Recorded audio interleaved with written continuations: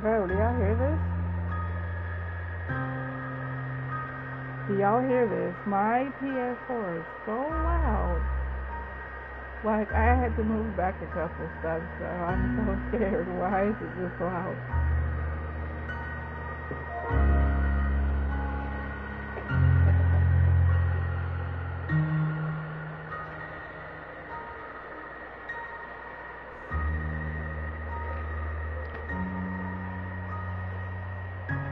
Oh, you know, if I want to start this game is about to be, ooh.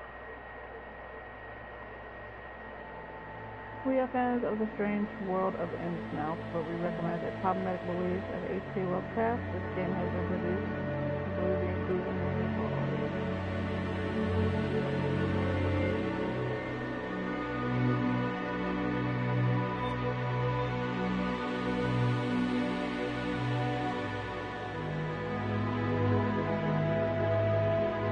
We recommend you end the game after April 20th. Okay.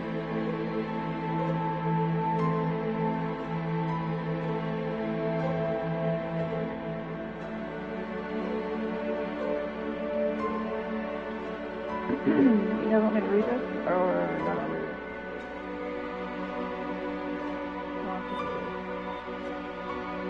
The last rays of sunshine filter through the blinds of the office.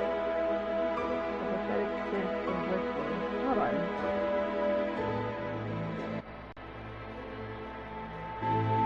Loud in here, bro.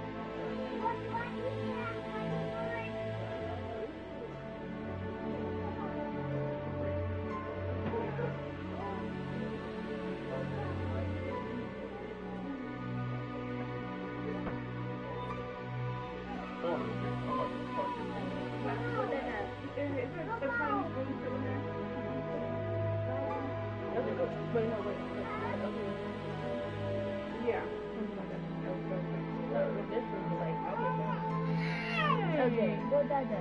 Hey, what the hell? Oh, let go of my hand. Oh, let go of my hand. That's what you did. I thought you were trying to grab me too.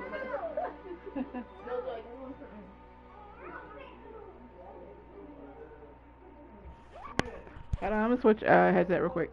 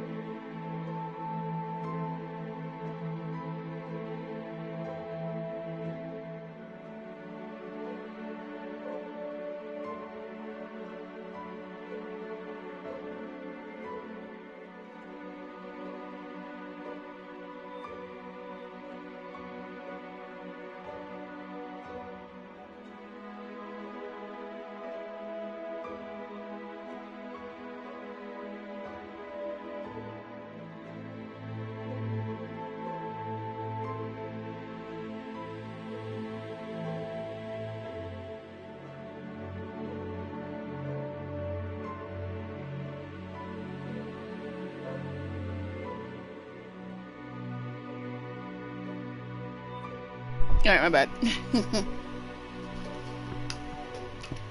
Alright, the last rays of sunshine filter through the blinds of your empty office. The pathetic stench of whiskey, cold cigarette smoke, and canned ravioli fills the air. We getting bacon on canned ravioli? Because that smells delicious. The screeching tires and constant beeping of car horns out there on the street tell you that it's gone 8 p.m. People are on their way home, finishing their day. Ah, you should join them.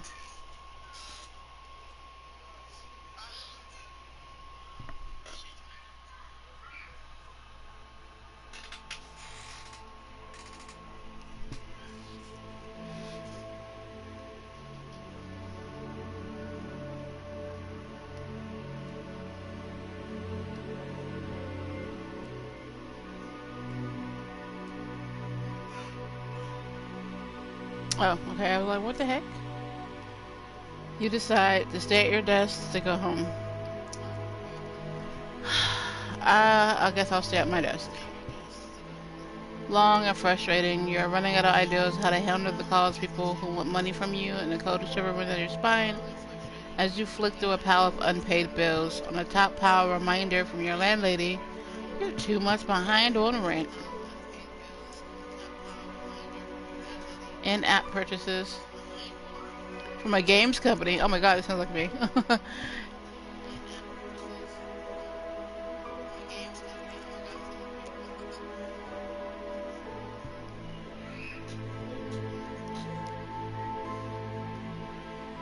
Internet provider. You really need a little fresh air.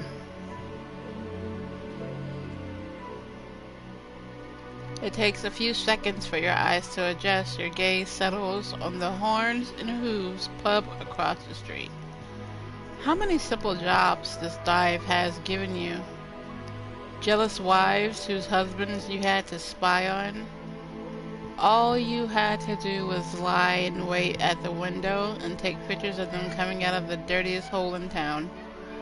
You close the window before you see anyone you know. You breathe a deep sigh. It may not have been a successful day, but at least it's over. You are looking forward to a classic Friday night, watching old mystery series at home in sweatpants and getting drunk on cheap booze. Since the early afternoon, you have been staring at the foreboding bottle of liquor at the other end of the room. Up until now, a vague sense of professionalism has kept you from drinking yourself into oblivion. Now nothing stands in the way. Suddenly you hear someone at the door. Says, who is it? The door slowly cracks open with a timid creak. The unknown guest pauses. Then in a breathy and melodic tone you hear the woman utter, "Hello?" Your insides cramp and you suddenly realize that you haven't cleaned your office at all this year. You quickly try to clean up. "Wait a minute, wait," you shout in a pitch that is at least 2 octaves higher than intended. There's no time to pick up all the crumpled pieces of paper on the floor. You gaze across the total mess on your desk. A weird, undefinable crust has formed on the wood. You've never noticed that before. You try to hide it by putting some unpaid bills over them. They get stuck immediately. Nice. By the light of the desk lamp, you now see more than a silhouette. A breathtaking woman lights up your office. No doubt older than 40, maybe even 50, hard to say. Clad in black, skin-tight dress, culminating the décolleté that seems to defy the laws of gravity. A smoky eyeshadow, as dark as algae washed ashore, blonde, coiffed, wavy hair under a dark beret. The faint light of the setting sun catches in the strands of her hair, and you wonder how many heads this woman must have turned during her prime. She's completely different from your usual customers. Nervous bankers with sweat stains under their armpits, convinced their wives have something going on with the mailman. Every move she makes is calculated grace. Smooth as an eel, she walks toward you and sits down on the corner of your desk. Determined, she walks toward you and sits down on the corner, which is a little bold, which makes you blush. Never before has a visitor parked their derriere so skillfully on the corner of his desk. You hope that the cigarette butt the stranger has just sat on won't leave any difficult stains. The dress looks expensive. When she starts talking, her voice is smoky and full of promise. My name is Delilah Marsh. I'm looking for a private investigator. I was told you are one of the best. She extends her hand. You've come to the right place, lady. Sometimes I have to remember I'm not answering these questions as me, myself, another female. Or whatever. Because I look like, kiss her hand. What? Kiss her damn hand. COVID out here, bro.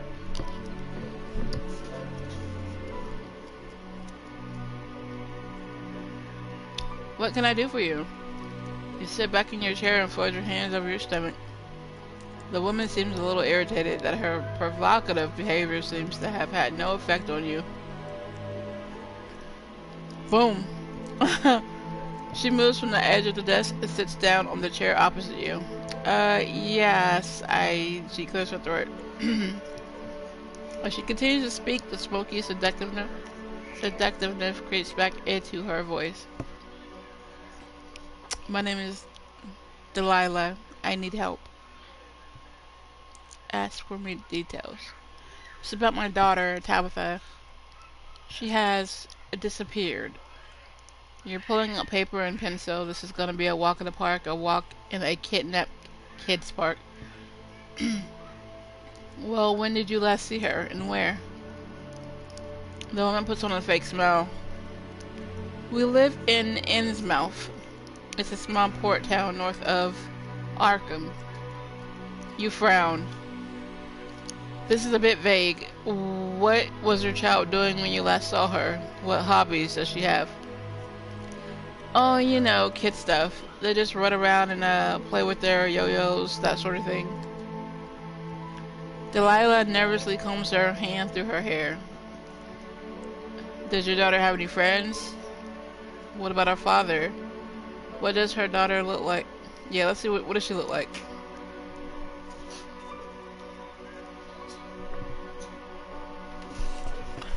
What?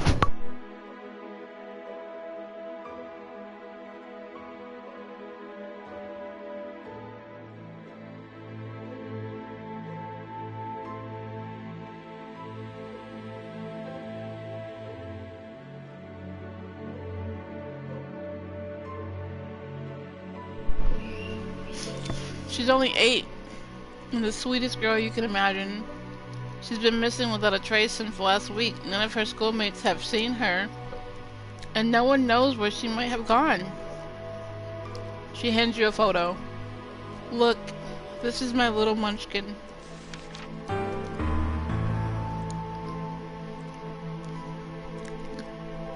Good heavens. Was this supposed to be a joke? Is that really the face of a child, or a shoddy photo edit? Are you being filmed as part of a reality TV show? A bit of stomach acid in the last bite of lunch slowly but surely make their way up into the back of your mouth. She wasn't that bad. She's like a regular kid that might have like an issue somewhere.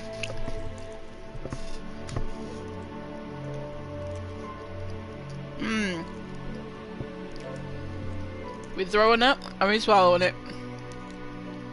We're swallowing it. With narrow eyes, you swallow the bile and involuntarily pull a face. Delilah continues to look at you hopefully. She obviously didn't notice your little mishap. That was close. It could have been unpleasant. I'm so desperate, her eyes lock with yours. Ask more questions about the case. Ask about the child.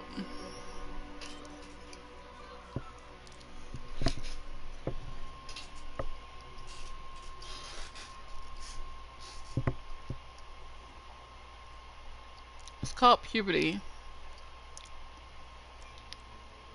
Oh, she's not having. Okay.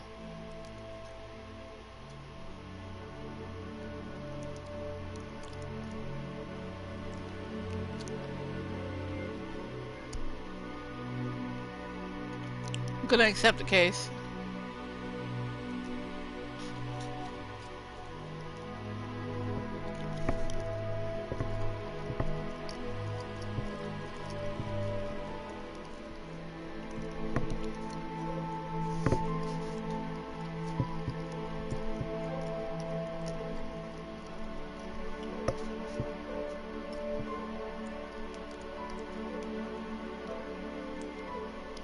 You don't have much time to prepare. A quick search reveals that only the bus goes to Innsmouth and only once a day. A pattern emerges in your research. The few news items related to this little coastal town are all about missing persons. In addition, you find some rather old-fashioned articles that praise the coastal town as a secret holiday destination. The best fish, untouched beach promenade, authentic fishing people are the recurring buzzwords. Delilah has given you the address at which you're supposed to drop off her daughter as soon as you find her. She also wrote down her phone number on the child's photo. You take another look at the picture before you pack your things. The next morning you travel by bus. Are you hitchhiking the hell?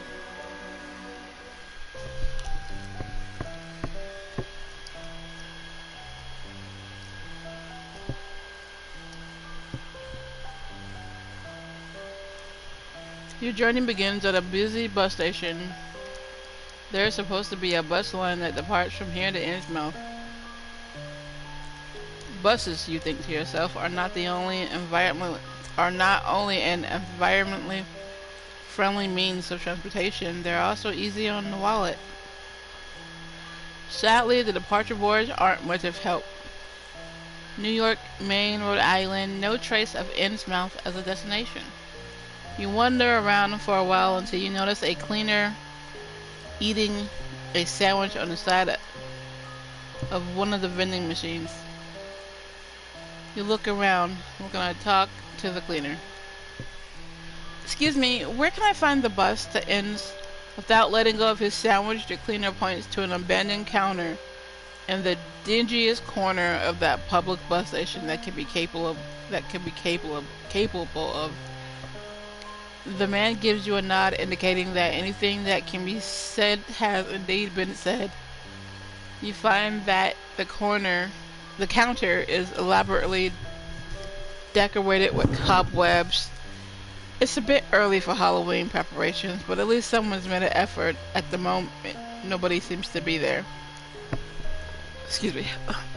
You press your face against the plastic window and peer into the room behind. Hello? Hello, is anyone there?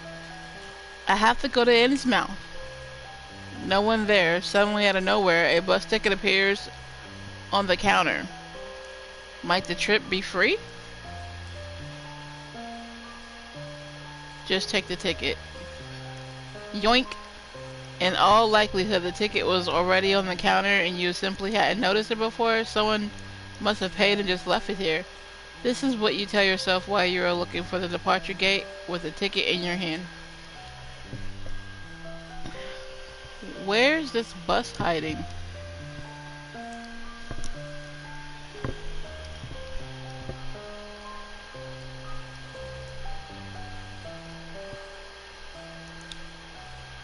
Between the polished greyhounds and the travelers stowing their luggage, saying goodbye and dropping tiredly into their seats, there's a kind of dumpster. A dumpster with windows and wheels? No, it's actually a bus. It's a bit on the rusty side, and even from a distance, you sense the strange smell it emits. Is that sulfur? You're not convinced how this thing is supposed to drive. In its vicinity, everything is noticeably quieter than at the other bus stops. The people getting on show no sign of emotion. Nobody is trying to jump the queue here. Instead of the passengers move past the bus driver at the uniform speed, one after the other, shuffling up the creaking steps. Each two-seater bench is occupied by individuals, as if they want to make sure not to come into contact with their fellow passengers.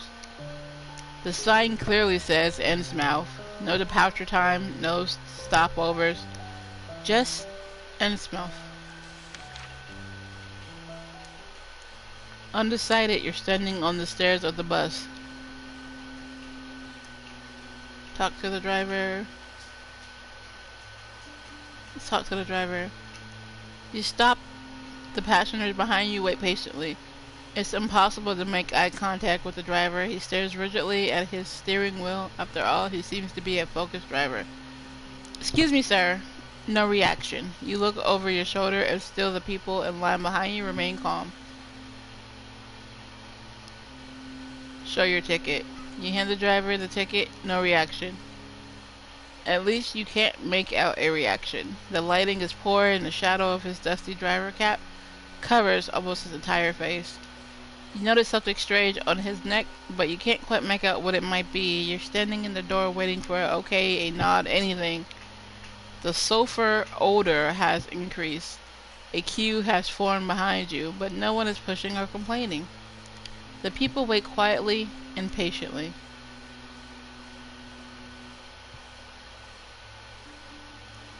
Get out of here. Excuse me. Hastily you push past the silent travel group. Trust your gut. This bus, the smell of sulfur, no thank you. And hell, were those gills on the bus driver's neck?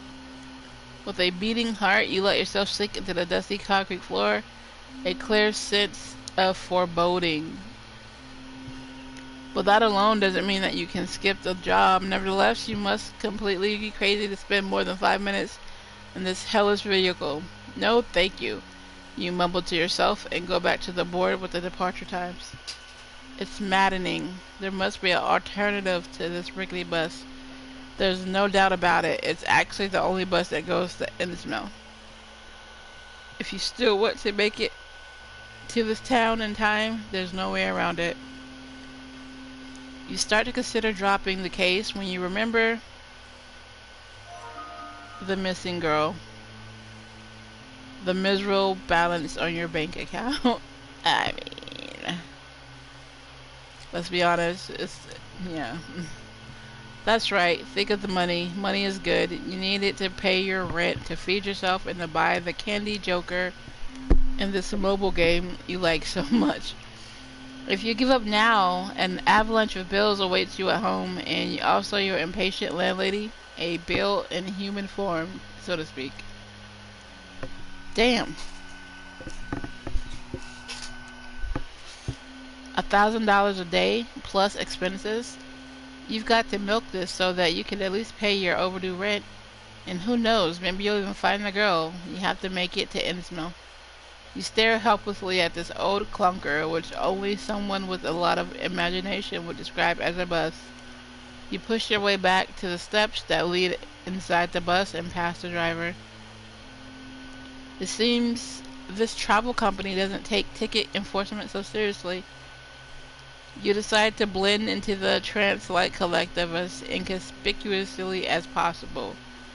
As you walk past the driver, a cold shiver runs down your spine. Someone has overdone it with the air conditioning. Does this old clunker even have any air conditioning? You shuffle sideways through the center aisle.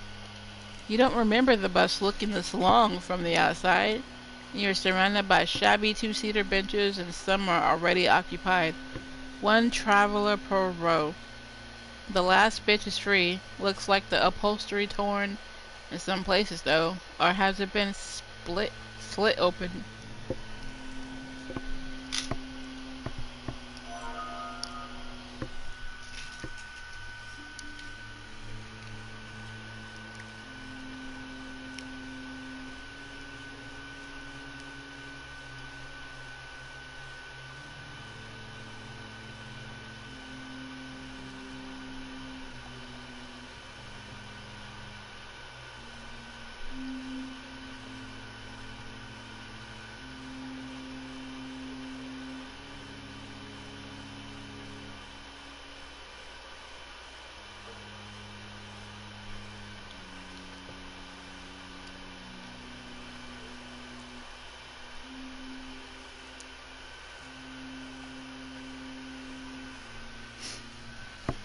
Alright. You can see springs with the sharp wire edges, and some sticky liquid seems to have leaked into the floor. Why didn't you just sit down in one of the free rows? Here in the back, almost everything is occupied. Most of the passengers seem to have purposely sat down in the aisle seats, blocking off the window seats. Maybe this is an opportunity to get a little closer to the common Innsmouth visitor. You gaze across the rows of seats, sit down with someone. As a non-conformist, you join one of the passengers in a double seat. Since only one man is so considerate as to sit at the window, your options are limited anyway.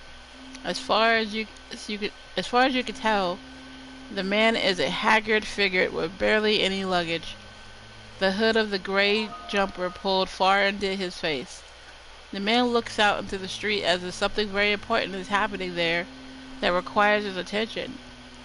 "Is this seat taken?" you ask politely. He turns his head and gives you a brief once-over. Without saying a word, he turns away again. Sit down anyway. Alright, that wasn't a no either.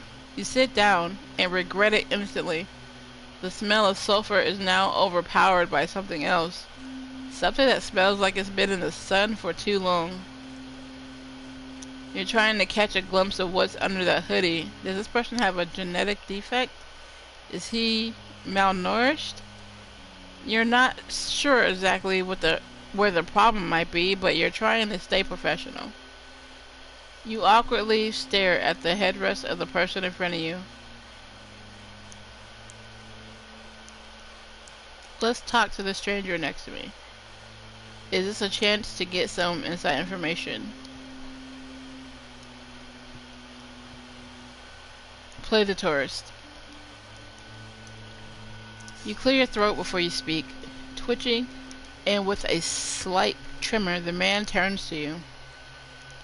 "Excuse me, I'm visiting Innsmouth for the first time. Do you happen to come from there?" A twitch is all you get. Maybe you should get right to the point.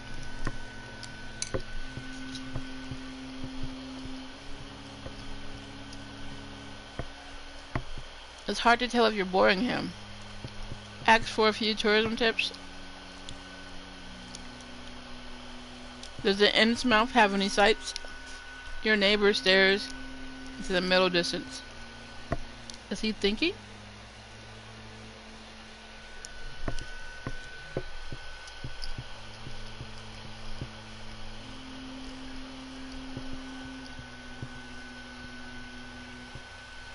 The silence between the two of you is hardly bearable. The beach, he finally stutters. Your eyes meet again. The old town, he adds. Well, that could have gone worse. Small talk has been gruelingly slow, so you decide to let it go. This ride is taking forever. The bus leaves the country road and turns off at a wooden sign that says Innsmouth in red flaky letters. The journey continues rather bumpily along a narrow dirt road littered with numerous potholes. In the distance, some houses are already visible. Seagulls circling the roofs of the outermost edge of the city. Slowly, all passengers take their bags out from under their seats and get ready.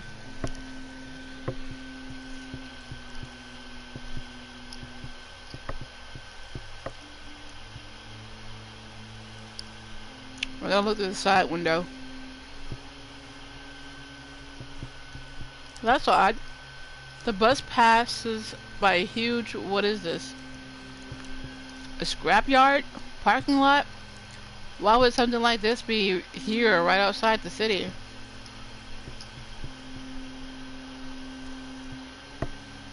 You pass another wooden sign whose half-peeled writing advertises the Innsmouth Park and Ride area. A lot of cars look like they've been sitting here for years. Sand covers some of the bonnets and windscreens. The front door of the bus opens with a squeak and you join the monotonous line of locals, stepping out of the bus as if in a daze. Almost walking in step, you all get closer to the exit. As you walk down the steps, you have to protect your eyes from the sunlight. Turns out the windows of the bus were tinted. The other passengers shuffle off.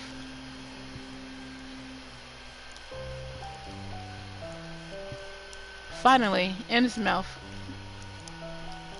You examine your surroundings while you stretch your legs trying to unwind from the stressful journey. No artist could have adequately captured the serenity and beauty of this place. A clear blue sky lights up the town square, which is paved with bright limestone and surrounded by neo-colonial buildings reminiscent of 19th century New England. A fresh sea breeze, crying seagulls, and locals going about their business. In the center of the square, water trickles from a fountain. As you stretch your limbs and breathe in the clean air, you're suddenly startled by the water feature right in front of you. The fountain is an enormous fish-like brass creature. An open jaw lined with shark-like fangs sprouts brackish water down its massive, inhumanely contorted body. As if that wasn't enough, there appears to be human bodies squirming underneath its massive claws. Their faces are contorted as yours is right now. How long have you been standing here? Eyes wide open in shock, you feel utterly paralyzed. You start to scan the town square and notice more and more disturbing details. On every corner, you spot ornamental statues and reliefs of fish. But these are not your classic harmless kind of fish. These are pagan symbols and grimaces of supernatural creatures from the darkest crevices of the deep sea. In surrounding houses, you can see faces pressed against windows. All the locals appear to be watching you. You suddenly start to think that the cries of the seagulls sound particularly human-like. They sound like humans crying out in pain. What happened to the idyllic scene from a few moments ago? Welcome to Innsmouth. Turn around. Welcome to Innsmouth. How nice of you to visit. A small elderly woman waves at you from afar. She beams at you as if you were her long-lost grandchild. She seems very different to the bores you've met so far on the bus into town. Her squealing shakes you out of your nightmarish panic. It's so good to have you here. I've noticed you're very taken by our local fountain. It was built in 1704 by Abdul Necrotis, favorite artiste and friend of Charles Dexter Tillinghast, the founder of Innsmouth. The central figure was a present, and it was supposed to be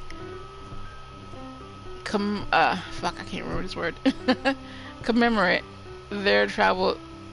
It's supposed to commemorate their travels together to Cairo. You can clearly see the Egyptian influences on the Necrotis work here and here. She points widely in every direction. In here. But I'm sure you've already noticed this yourself. You look like someone who knows his way around art, she says with a wide smile. You're still in shock. She beams at you. Who the hell are you? Oh, have I not introduced myself? I'm ever so sorry. In front of you now stands a small, plump person in a tasteless costume. Your rudeness doesn't seem to curb her enthusiasm in the slightest. My name is Muriel Poopingplace from the Director of Parks Commission, Chief Tourism Officer and Head of the Welcoming Committee. Ta-da! Behind Muriel, there's a ramshackle wooden information stand, lovingly decorated with balloons. A colorful painted sign reads, "Welcome to Innsmouth." Muriel tiptoes over to her information stand and picks up a whole load of flyers and leaflets from the rickety display cases. She looks down at all the paper in her arms and briefly shrieks with laughter. My goodness! Why don't you take this city map to begin with? Useful, you take the map and put it into your coat pocket. Would you like to find out more about our wonderful town, which has been awarded the East Coast Stunning Town Award for several years in a row? And would you? Actually, I'm looking for something. Here I am! The small plump woman starts giggling. Innsmouth welcomes you warmly. So you're looking for someone? It's not that uncommon for two lonely hearts to find one another in this romantic place. From what I understand, I don't think so.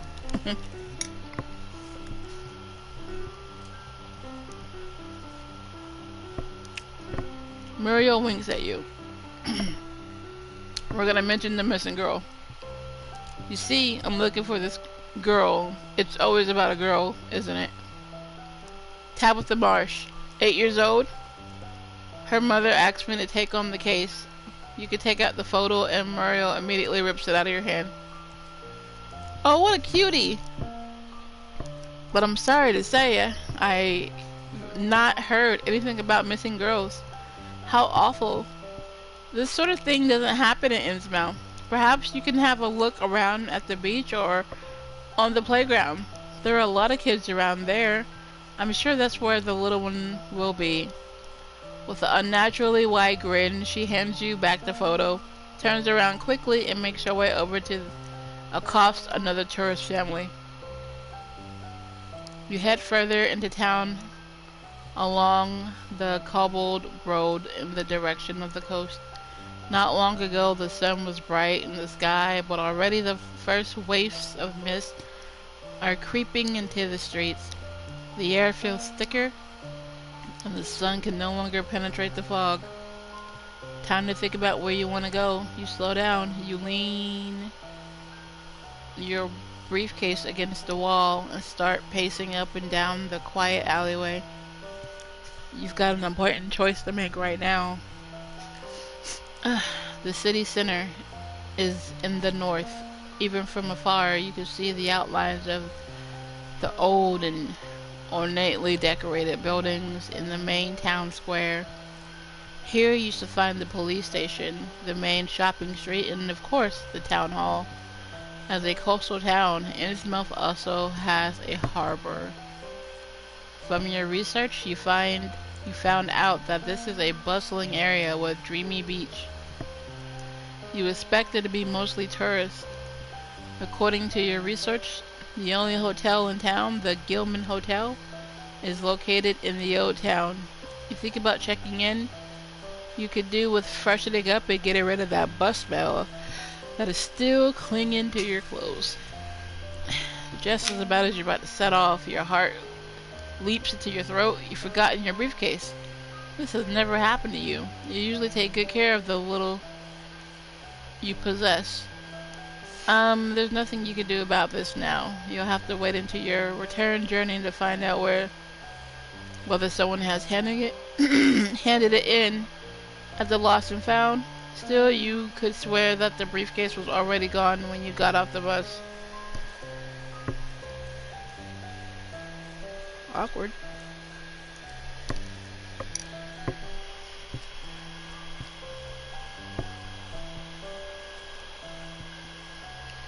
I'm going to the Gilmore Hotel.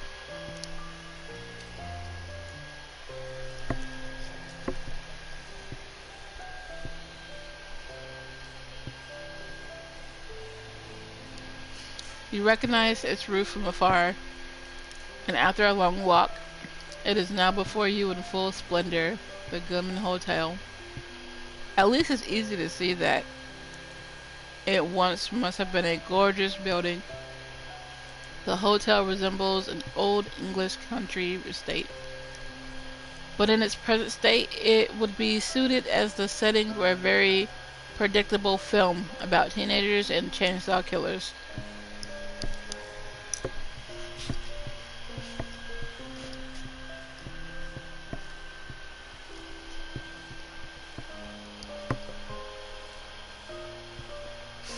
Wild and withered ivy has a firm grip on the walls and obscures the details of the richly decorated facade. A gallery of gargoyles melted into unreal shapes by acid rain and acidic pigeon droppings lines the roof. The many window panes have been neglected for years. Only in a few places has a small area been wiped clean in order to see outside. There are 2 cars in the parking lot. A vintage car with large rust spots and a large gray van. The kind of van you've always been warned about as a child. We're going to the main entrance. You really hope to go inside of the hotel has been looked after a little better than the outside, but you're quickly disabused of that notion. The massive wooden door is difficult to open. Shouldn't the staff be doing this anyway? With the loud creaking sound from the hinges and an exhausted puffing and panting on your part, you manage to open the door and enter the lobby of the Gilman Hotel. You wonder if guests are even welcome in this place.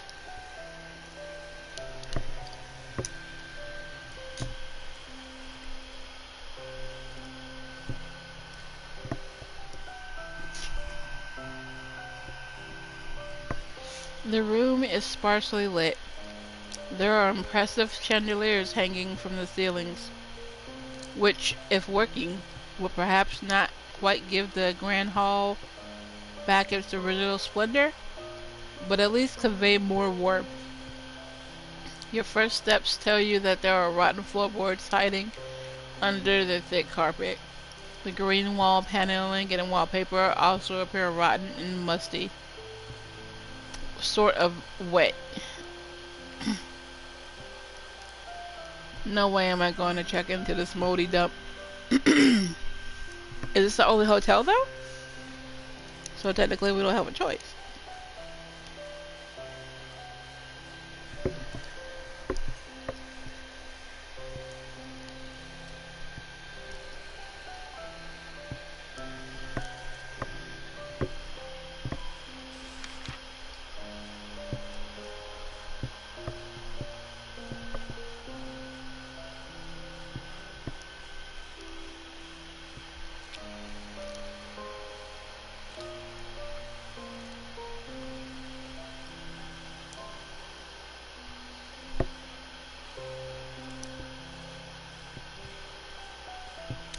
Before you let yourself be distracted by the questionable interior design and the associated health issues, you walk purposely towards the reception desk. A small greenish creature stands behind the counter. The loudly humming ceiling lamp above harshly illuminates his silhouette and gives his face hard edges. You can make out every individual speck of dust and dandruff on his dark green velvet collar and crooked shoulders. Maybe they should be dimming the lights after all. The figure smiles at you, or perhaps it's more of a grin. His face unsettles you. You lean forward at the angle to get a better look at him. The corners of his mouth reach all the way up to his dried up ears. His smile looks like it's painted on. His beady eyes lie deep in the cavity of his skull and seem to stare into opposite directions. Has he even blinked yet? And on top of it all, he smells funny. How may I help? You're startled and take a step back. Welcome to the Gilman Hotel. My name is Cornelius Gilman III. How may I be of service to you? The man's gaze remained unchanged, and his unnatural smile still seems to be etched into his face. You're still surprised that he could talk with that expression on his face. Just a moment ago, you could have sworn he was an inanimate puppet. Just like now when he's not speaking. I would like to book a room, please. We're really finna tell this man what's wrong with his face. Oh my goodness. I would like to book a room, you begin, and manage not to blurt out indifferent hotel. Perfect. The Gilman Hotel is delighted to be able to welcome you as its guest. May I ask whether you're in Innsmouth for business or pleasure? How long will you be staying with us?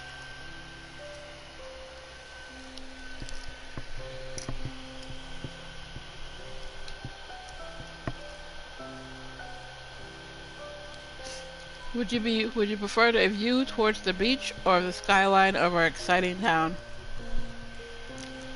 When would you like to be woken up? Do you sleep deeply? Are you traveling alone? Do you have family? Who knows that you're here? Can I interest you in our spa, fitness, and wellness activities? Would you like to subscribe to our newsletter? Hold on! Wait a minute! Do you sleep deeply? Are you traveling alone? Do you have family? Who knows that you're here? Sir, do not answer that question. Do not answer those questions.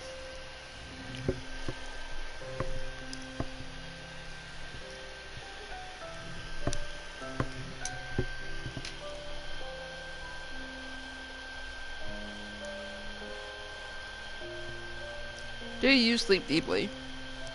Answer, no. Now that you asked, I won't be sleeping at all. Thank you. Are you traveling alone? No. Say no. Do you have family? Say yes. Who knows that you're here? Everybody. How long can you hold your breath? Funny story. I've been able to breathe underwater since I was a child. Answer all the questions. Yeah, we're gonna do funny story. Are we done now? Can I go to my room? The concierge's expression did not change a tiny bit for the duration of your conversation, let alone did he blink. Thank you very much. That was all I needed to know. Now all you need to do is sign here.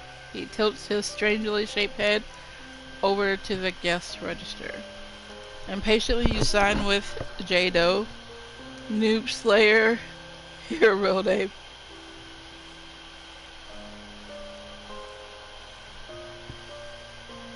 We're gonna go with your real name. Sadly, we're all booked up this season. There's only one spare room. Here's your key for room 666. Oh my fucking god, bro, I swear.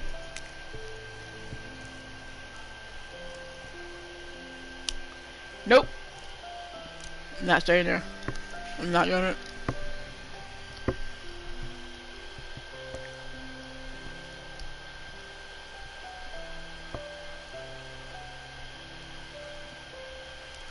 Here's your key for room 666. Enjoy your stay. You look at the key, which has magically appeared on the counter. Then your eyes slowly wander past the man to the wall, where countless other keys are hanging.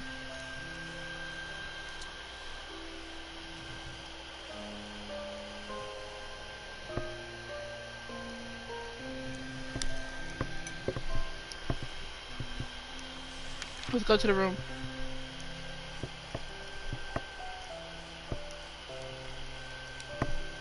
Fourth floor, left wing of the building.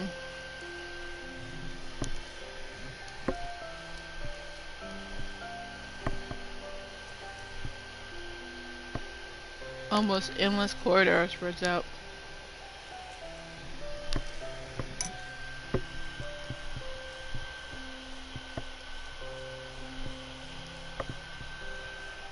Alright.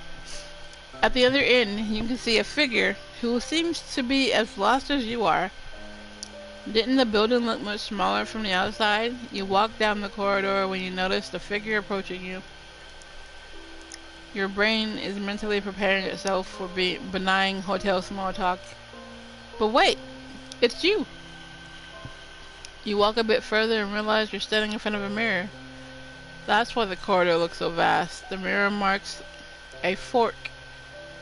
According to the room numbers, your room should be the furthest on the left. In the corridor toward the right, you can see a small yellow sign, maintenance.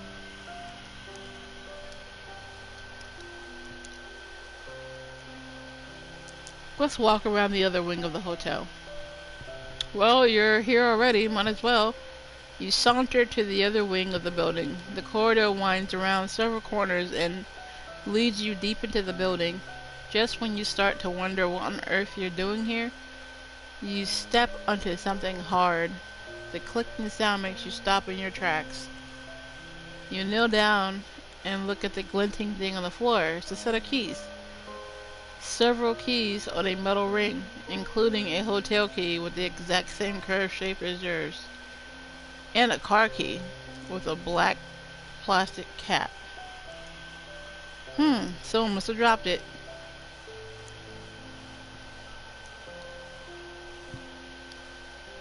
Examine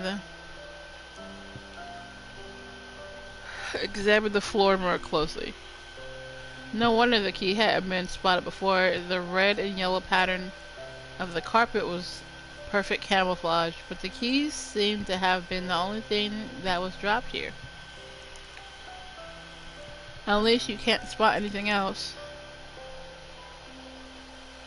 Take the key and go to your own room, or look for the room that goes with the key.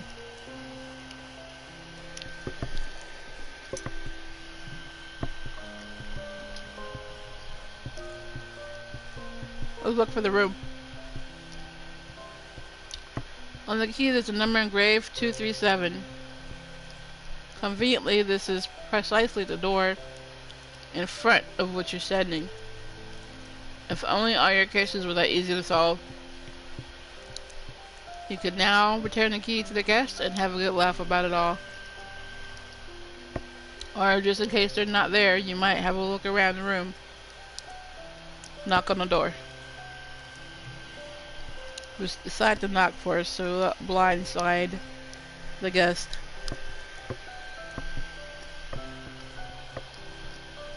Either these doors are soundproof or there's no one in.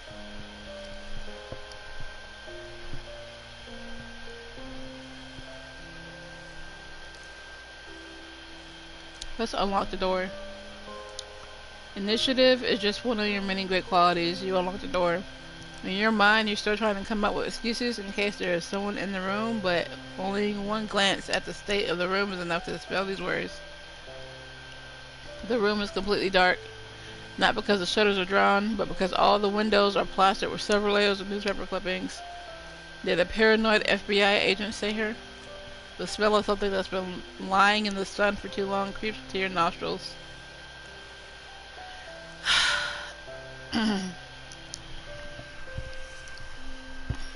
I want to leave, guys. I want to leave. I don't want to go in the room. Let's go in the room.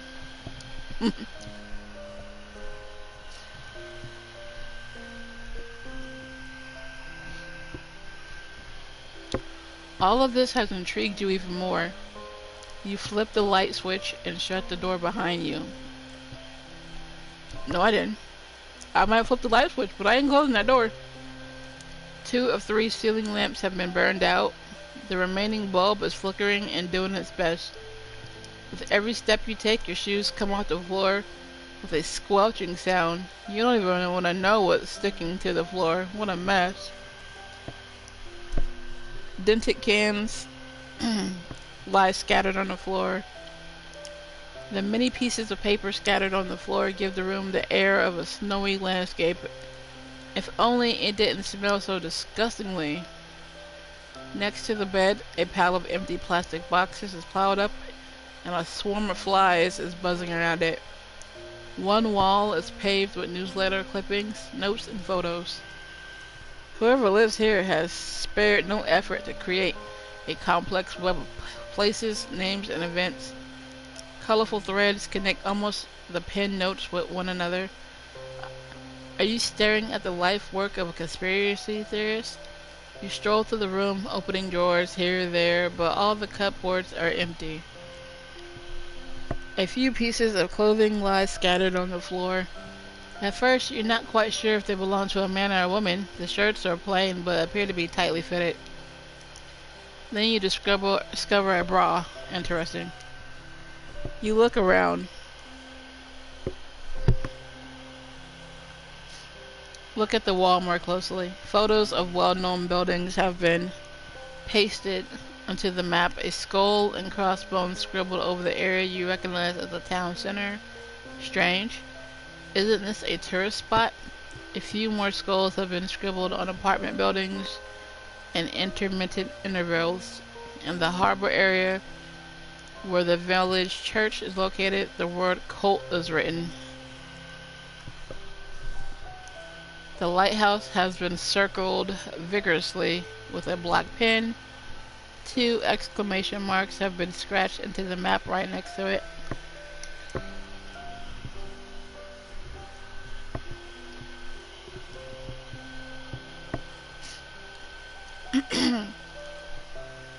Oh, my drink.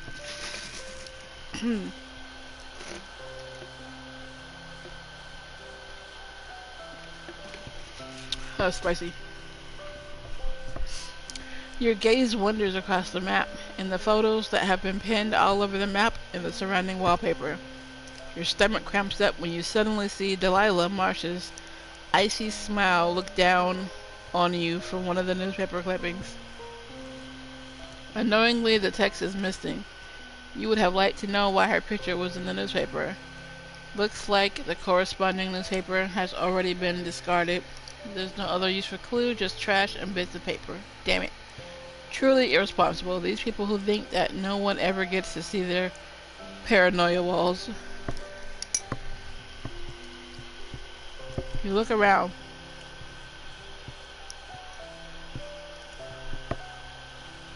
Got a trophy called Wall of the Weird. Let's enter the bathroom. You knock on the door and announce yourself loudly. No one seems to be in. Lucky. Hard to say what would have been more awkward, to acknowledge your presence or the utter mess all around. You flip the light switch, guided only by the shine of flickering light bulb. You step into the bathroom. The air is cold and wet. The bathtub is filled to the brim with water, and there are cosmetic products scattered all over the sink. What now? Let's leave the bathroom. I don't know. I feel like if we're in here and we have the option. Alright, inspect the bathtub. Doesn't look like anyone actually took a bath. The water is clean and clear. A bottle of shampoo and shower stand ready on the little stool next to the bathtub. Their caps are still shut though. Water's ice cold.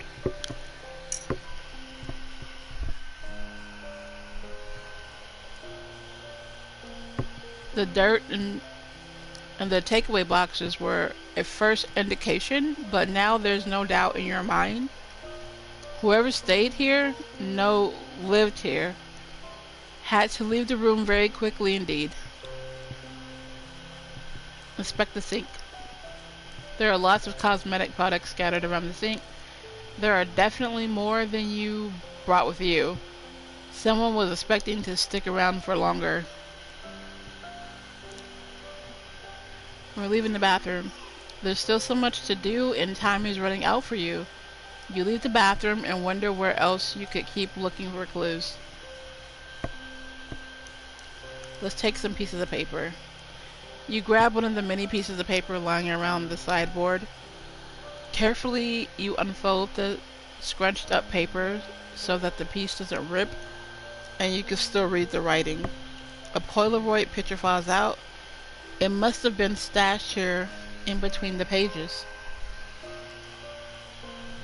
You pick it up and you're not really sure what you were expecting, but you weren't expecting that. It's Tabitha Marsh. It's not simply Tabitha Marsh. It's the exact same photo you have in your possession. Hastily, you fish it out of your coat pocket. You place the two pictures next to one another, and indeed, both pictures are identical. How is that even possible with Polaroid pictures? On the back of the photo, Delilah's address has been noted down in spindly handwriting. Whoever drove that van must have also been looking for Tabitha. You wonder if this was your predecessor. A private investigator who has thrown in the towel? You almost forgot about the piece out of paper from which the Polaroid had fallen. You recognize the handwriting is the same that has noted down the address.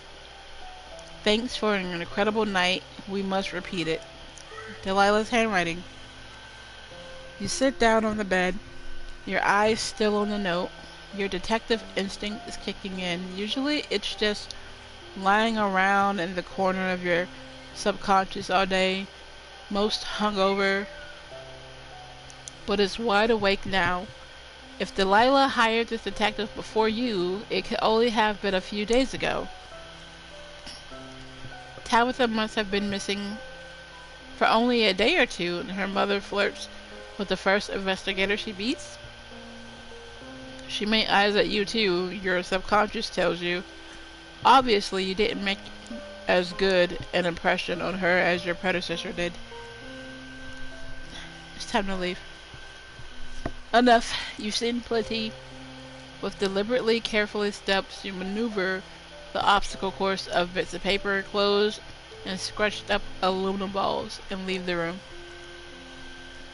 You pocket the key. You can always have a think later about what you're going to do with it. After two more confusing turns in a giant mirror, you reach room 666.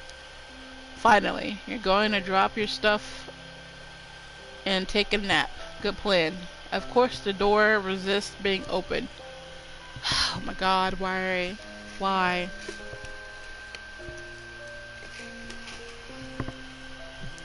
You jerk the key back and forth to the lock until you hear a satisfying clicking sound. A soothing warmth hits you when you enter the room. Immediately, the synapses in your brain switch to energy-saving mode. The trip to Innsmouth has probably taken more out of you, more than you had thought. You don't even notice the rest of the room. The sight of the bed makes you yearn for a little shut-eye. Rest or unpack? Let's go for the unpack. That's right, you're supposed to do something else. A little girl needs to be found, and the reward for it needs to be paid to your bank account. It's only when you march to the closet that you realize you have nothing to unpack.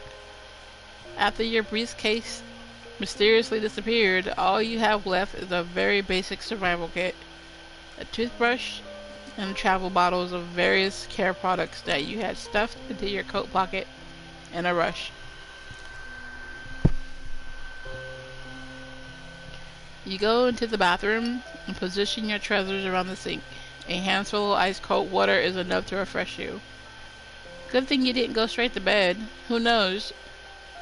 You might never have woken up again. Now that you feel a little more refreshed, you leave the bathroom and survey your tiny kingdom. Your place is furnished only with the bare necessities. Your bed is flanked by a chest of drawers. At the window, there's a desk with a curved ornaments, and next to the bathroom door, there's a huge, massive, dark wardrobe, which extends all the way to the ceiling. The yellowing floral wallpaper is slowly detaching itself from the walls in some places, and on the wall, you can see a range of paintings with elaborately decorated frames. What do you want to do now? Let's examine the pictures more closely. Since the room has not been equipped with a television, you're left with art as your only entertainment. The first picture shows a ship in a choppy sea. The motif looks familiar but pretty. The impressive fight of the small ship against the huge forces of nature. Half hidden in the background, you can see a small spot of light. You have to squint and walk up even closer to make out a lighthouse. Even some elements of a town are visible. Could this be Innsmouth? You turn to the next picture and immediately take an involuntary step back. You are looking at a grouchy, weather-beaten man, the embodiment of a sailor, complete with a captain's cap, a full gray beard, and thick black coat collar. The painter of this work opted for a frontal perspective rather than a more advantageous side angle. His head slightly raised, the man's piercing gaze seems to be fixed on something in the far distance. A small spark of light drowns in his sinister eyes. Odd choice for the hotel room decor. The third and last picture hangs on the adjacent wall. An idyllic view of the beach on a quiet day. A pair of lovers with their backs turned to the viewer. He was wearing a white shirt, she was wearing a yellow dress. The two of them are in an embrace on the sand dune and look toward the horizon. This image fills you with a profound sense of calm. What do you want to do now? Let's open the window. After a day out and about investigating, you have no desire to return to the stuffy room tonight. At least open a window to let some fresh air into the room. The window lock is an unnecessarily complicated crank that you turn around aimlessly for a while until you understand how the mechanism works. Now we leave the room. You are now reasonably refreshed again and ready to face the town, armed only with your wallet, your mobile phone, and the photo of the little girl. You step out into the corridor, unlock the room door. You turn right at the first fork, then left again. Right? Anxious to get out, you suddenly find yourself at a dead end. After trying a few other left-right combinations, you finally find the golden sign on the wall which shows you the way to the stairs. As you walk down the circling stairs, you look at the reception on the first floor. The eerie, almost mechanical smile of the concierge meets you. It's as if he has nothing better to do than watch your every move. You arrive downstairs and you decide to head directly to the exit. No. Let's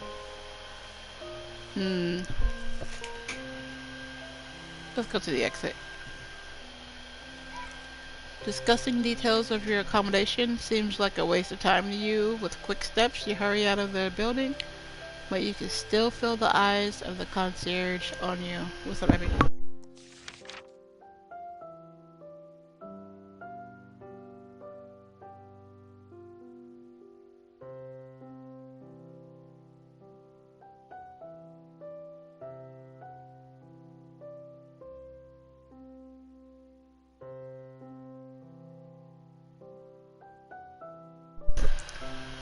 Time to go and look for Tabitha. Are we going to the harbor or the town center? Let's go to the harbor.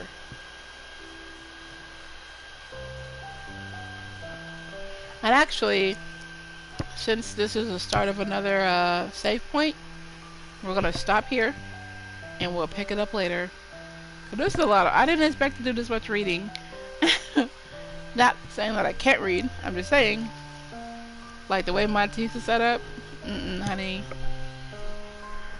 I'm trying real hard not to like bump the bat tooth and get it all started. So I probably sound like I have a little lisp. I don't.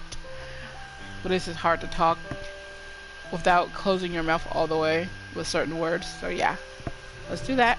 Let's end this here, and I'll pick it up tomorrow. Deuces.